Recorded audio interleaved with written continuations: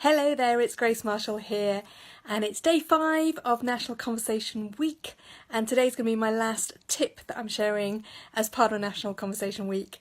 And it seems appropriate to finish this series on feedback, because obviously if we're having conversations, sometimes we start those conversations and we're asking someone for their opinion and we're listening. Sometimes we're sharing something from ourselves and we're speaking, but also there's this element of feedback.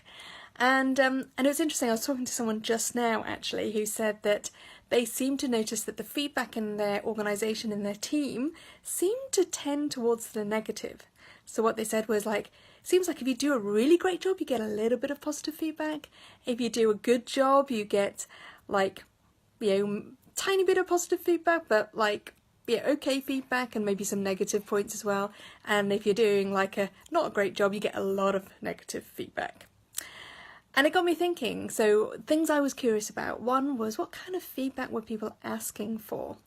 I suspect there are some cultures, some professions even, who are maybe a little bit more biased towards critical feedback than others. So often if somebody asks me, in fact somebody asked me earlier today, a colleague said, "What do you think, Grace?" My natural response is, "It's great." And then somebody else said, "Oh, I'm wondering about this." And I thought, oh yeah, I see that point. Okay, so here's what I would do to, I can see that point, and here's the suggestion I would make. So my natural response is to think everything's great. I'm generalising, but you get the point. Whereas I know my husband, for example, he tends to be more towards the critical leaning, in that he will look for okay, what things am I not seeing here and what might go wrong, and he's a natural problem solver in that way, in that he will look for all the ways that things might go wrong, not from a negative point of view, but just from a constructive critical point of view. That's just the way he's wired. I wonder if you worked in academia and you're used to peer reviewing, whether if somebody asks you for feedback on a piece of work, you naturally go to almost mark it, so start looking for, okay, here's what I would improve, and actually sometimes we can get into the habit of thinking feedback is just what would you improve on this, or what do you think is wrong with this? So the first point I would say is be really clear about what kind of feedback you want. So is it, maybe you might say, what do you love about this? What do you hate about this? And if I find that really useful, because if I'm changing something, I don't want to inadvertently change something that's working already really well. So I might ask that specific question. What do you love about it? What would you change about it? Or you might say, this is the job this is supposed to do. Do you think it does that job? If not, what's missing? Again, specific feedback.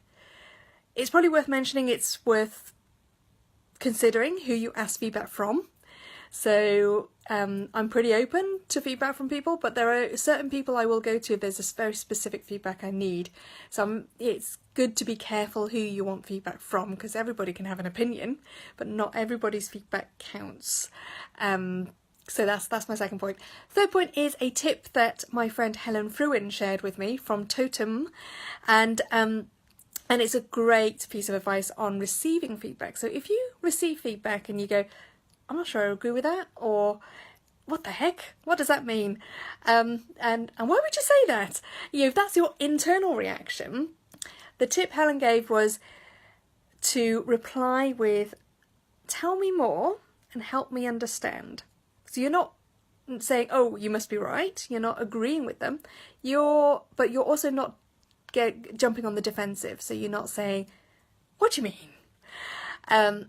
Instead you're engaging them, you're listening to them, and you're asking them to clarify. So tell me more about that point of view, help me understand your perspective, and then you can maybe say, what do you mean by a specific thing that they said? So those are my tips on feedback. I hope that helps you with your conversations this weekend.